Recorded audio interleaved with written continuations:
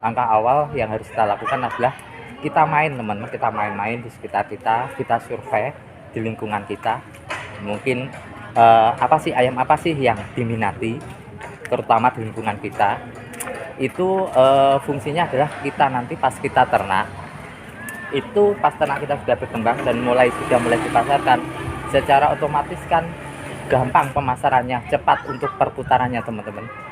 Untuk sampai ke konsumen, itu langkah awal yang sangat diperlukan di dalam kita memulai ternak ayam. Halo sobat, assalamualaikum warahmatullahi wabarakatuh. Ketemu lagi dengan saya Sutrisno, yang pasti di channel Cakres di budidaya kampung mandiri di daerah Magetan, Jawa Timur. Bagi teman-teman yang mau atau mungkin pengen ternak ayam, modal minim, teman-teman. Langkah awal yang harus kita lakukan adalah kita main, teman-teman. Kita main-main di sekitar kita survei di lingkungan kita. Mungkin ayam apa sih yang diminati, terutama di lingkungan kita. Itu fungsinya adalah kita nanti pas kita ternak, itu pas ternak kita sudah berkembang dan sudah mulai dipasarkan, secara otomatis kan gampang pemasarannya, cepat untuk perputarannya, teman-teman. Untuk sampai ke konsumen, itu langkah awal yang sangat diperlukan di dalam kita memulai ternak ayam.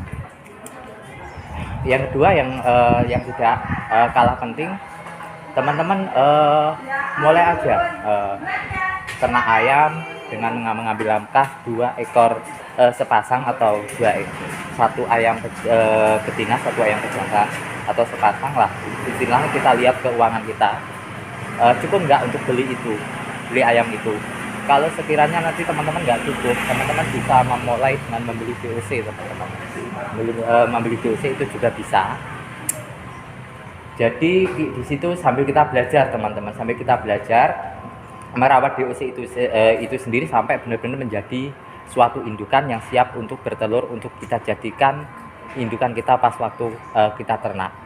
Tapi yang perlu teman-teman nanti perhatikan, teman-teman, di dalam memulai ternak itu, teman-teman bisa memulai dengan langkah ternak ayam rumahan lah, memanfaatkan lahan di sekitar rumah untuk ternak ayam, untuk memelihara ayam dengan pagar pembatas seadanya, teman-teman. Jenengan buat pagar pembatas dengan bahan-bahan yang seadanya. Intinya jangan berambisi, teman-teman.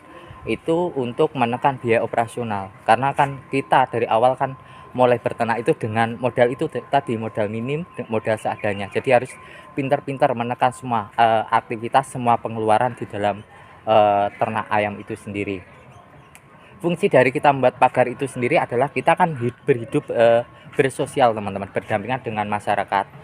Jadi kalau kita membuat pagar, secara otomatis kan ayam itu biar tidak berkeluyuran atau tidak lari kemana-mana, yang nanti imbasnya kalau ayam itu keluar dari kandang kan nanti ke tetangga atau kemana, yang ujung-ujungnya buat kotoran itu di teras tetangga, atau itu kan merugikan tetangga dan efeknya tidak bagus untuk ke depannya.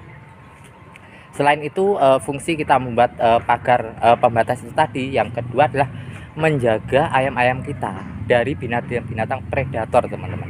Terutama mungkin kalau di sini adalah garangan atau apalah, jenengan tahu sendiri, nanti jenengan pikir sendirilah, itu binatang-binatang predator lah yang pemangsa ayam khususnya, biar ayam kita bisa terjaga dari itu.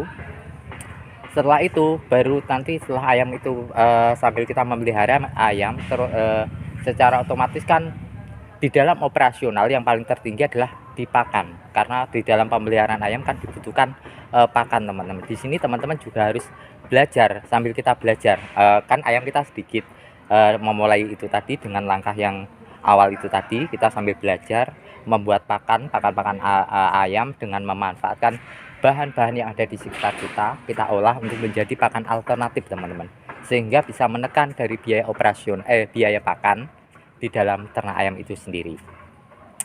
Karena ayam kita sedikit, sudah besar dan mulai dipasarkan, di situ kita langkah yang selanjutnya adalah kita memulai masarkan, teman-teman. Karena dengan ayam yang sedikit, secara otomatis kan kita mencari pelanggan itu mudah, teman-teman. Kita mencari pelanggan dulu, mencari tempat kita nanti ayam kita pas ternak itu mau dijual di mana, kita mencari pelanggan itu. Secara otomatis kan kalau kita punya langganan nanti, kalau ayam kita sudah berkembang, sudah banyak dan siap dipasarkan, secara otomatis dengan sendirinya kan pelanggan-pelanggan itu kita sudah tertata teman-teman. Jadi kita panen, ternak kita sudah berkembang, kita panen, ayam siap dipasarkan. Dan tepat sasaran, di dalam tepat sasaran itu adalah sampai ke tujuan adalah suatu dari peternak langsung ke konsumen, intinya jangan lewat pengepul teman. Kalau lewat pengepul ya jangan tahu sendirilah, kalau pengepul kan mencari untung. Jadi biasanya kalau menawar ke peternak kan biasanya tahu sendirilah menjatuhkan harga. Maka kalau itu semua sudah berjalan, istilahnya ternak kita sudah berjalan, berkembang, siap dipasarkan sampai pada tujuan, secara otomatis tidak ada pembengkakan dari biaya pakan itu sendiri. Dan kalau itu semua sudah berjalan dengan maksimal, maka terbentuklah suatu ternak ayam rumahan yang sukses, tinggal mengembangkan sayap ke depannya untuk menuju kesuksesan di dalam ternak ayam skala besar. Dan semoga sedikit ilmu berdasarkan berdasarkan apa ya, kalau saya pinter ya nggak mungkin lah.